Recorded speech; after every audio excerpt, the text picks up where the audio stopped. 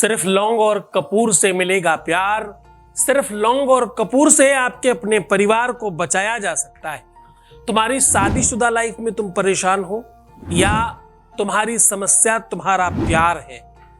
Relationship में आते समय जितना सुख मिलता है उससे कई हजार गुना ज्यादा वियोग में दर्द मिलता है।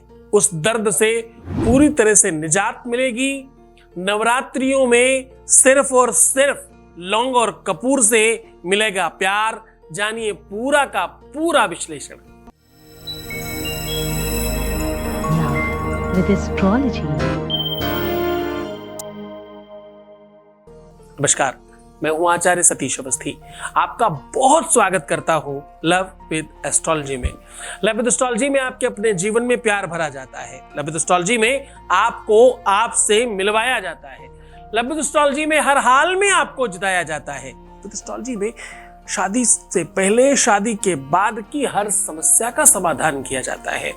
Love with astrology situation, condition, हर स्तर पर आपके साथ तटस्थता से खड़ी होने वाली व्यवस्था है।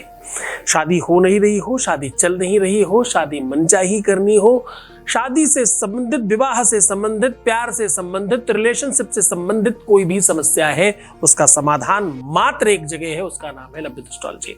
यहाँ 20-22 सालों में 25 लाख लोग लाभान्वित हो चुके हैं और ये सब निरंतर जारी है। यहाँ का सक्सेस रेट 96% प्लस है, क्योंकि यहाँ गीता और वेद, पुराण, शास्त्र, उपनिषद, बड़े बड़े ग्रंथों पर रिसर्च होता है और उपाय सरलता से बताया जाता है। नवरात्रों में लौंग और कपूर का अपना बड़ा महत्व है। जनरली ऐसा रिसर्च कहती है कि मार्केट में लौंग और कपूर की बिक्री बढ़ जाती है। लौंग और कपूर से वैसे भी बहुत प्रकार के शुक्राणु, जीवाणु समाप्त कर दिए जाते हैं। बुरी तरंगे, बुरा प्रभाव, नेगेटिव ऊर्जा और ऐसे जंतु जो बीमारियां फैलाते हैं वो केवल और केवल कपूर और लौंग जला देने से समाप्त हो जाते हैं। लौंग और कपूर जलाने से घर में सुख समृद्धि बढ़ती है, ये सामान्य बात है। लौंग और कपूर रोज नवरात्रि में जलाने वाले लोगों के जीवन में सुख समृद्धि बहुत स्पेशल हो जाती है। घर में बरकत बढ़ती है और आपस में सौहार्द और प्रेम बढ़ता है। क्योंकि जहां सुमति तहां संपत्ति नाना। जहां सुमति होती है अनेकों प्रकार की संपत्तियां बढ़ती हैं। जहां सुमति तहां संपत्ति नाना, जहां कुमति तहां विपत्ति निदाना, जहां सुमति वहां संपत्ति नाना। बहुत प्रकार की संपत्तियां चाहिए तो सुमति चाहिए, कुमति नहीं चाहिए, खराब बुद्धि नहीं चाहिए, विवेक की खराबी, निगेटिविटी नहीं चाहिए, लड़ाई झगड़ा द्वंद्व नहीं चाहिए। प्रेम ईश्वर प्राप्ति का साधन है। जरा सोच कर देखना, क्या एसी में बैठने में सुख मिलता है? हाँ या ना? नहीं, सिर्फ गर्मी से राहत मिलती है। क्या भोजन कर लेने के बाद सुकून मिलता है? नहीं, क्षुधा से तृप्ति मिलती है। सुख का एक ही प्रायक है, प्यार। जब आप अपने प्यार के लिए कुछ करते हैं तो सुख मिलता है। चाहे छोटा शिशु हो, बड़ी मैया हो, बराबर का भैया हो, या आपकी भगनी हो, या आपका अपना प्यार हो, रिश्ता कोई भी हो, प्यार के रिश्तों में जब तुम्हें कुछ करने का सुअवसर मिलता है, शास्त्र कह रहा है ददाती, देने पर ददाती प्रतिगृहणाति, नान्यथैसा प्रसीदति। लेन देन की भावना में प्यार ही एक ऐसी व्यवस्था है जहां लेना चाहता ही नहीं कोई। अपने छोटे बच्चे को चॉकलेट देकर क्या लेना चाहते हो? दुकान पर पैसा देकर सामान लेना चाहते हो? अपनों के लिए कुछ देकर क्या लेना चाहते हो? ये नहीं लेने की चाहत का नाम ही तो प्यार है।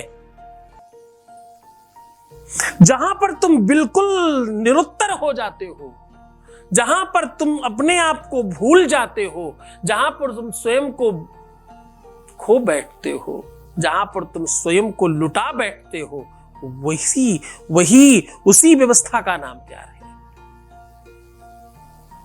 सब कुछ करने का मन करता है, जहां सब कुछ मतलब कुछ भी कर दें इसके लिए, क्या ना दे दें, क्या ना कर दें, कितना श्रृंगारित कर दें, कितना बड़ा बना दें इसे, यही भावना तो प्रेम है। इसी भावना का नाम तो प्यार है, इसी संवेदना का नाम, इसी फीलिंग का नाम तो प्यार है। एक एक रोम स्पंदित हो जाता है, मन स्थिति शांत हो जाती है, जीवन आराम और विराम में स्थगित हो जाता है। That is called love. उसी को प्रेम कहते हैं। प्रेम जब अनंत हो गया, क्या हो गया? प्रेम जब अनंत हो गया, तो रोम रोम, तो रोम रोम संत हो गया, हर रोम संत हो गया। प्रेम जब अनंतता को प्राप्त करता है। और ये बात किसको समझ नहीं आएगी? जो मूर्खाधिराज है, जो महाभट्टाचार्य लोग हैं, जो सिर्फ बकवास कर रहे हैं, प्यार नहीं कर रहे।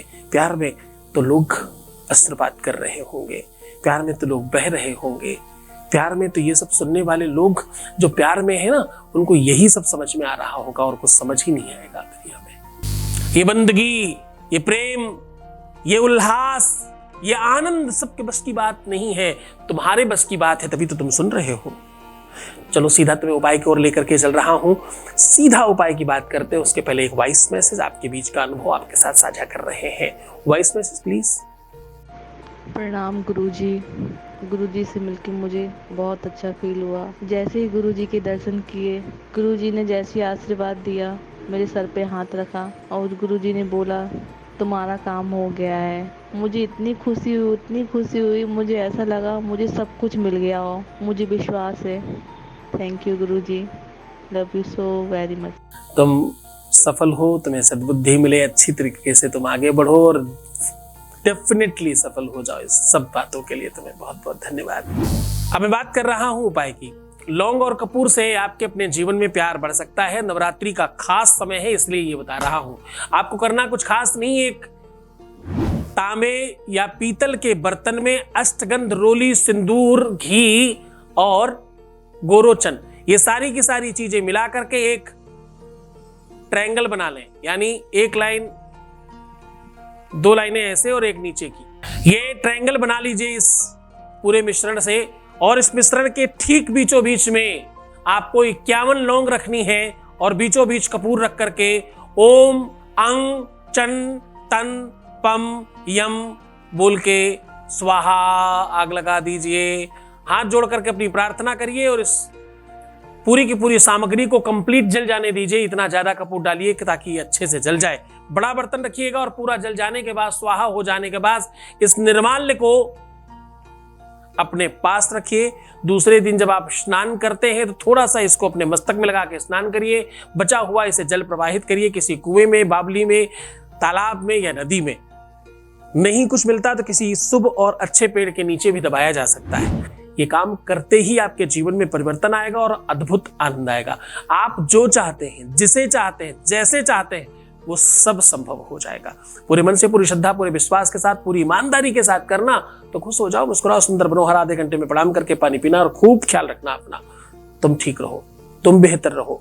प्रीवियस लाइफ में मत बताना, पैसों का आदान प्रदान नहीं करना, किसी भी तरह से हड़बड़ाना मत। रोना तो है ही नहीं, खुद को संभालो तुम बस। तुम्हें खुद का ध्यान रखना है मात्र। मैं तुम्हारा भी ध्यान रख रहा हूं, तुम्हारा, तुम्हारे प्यार का, परिवार का, सबका।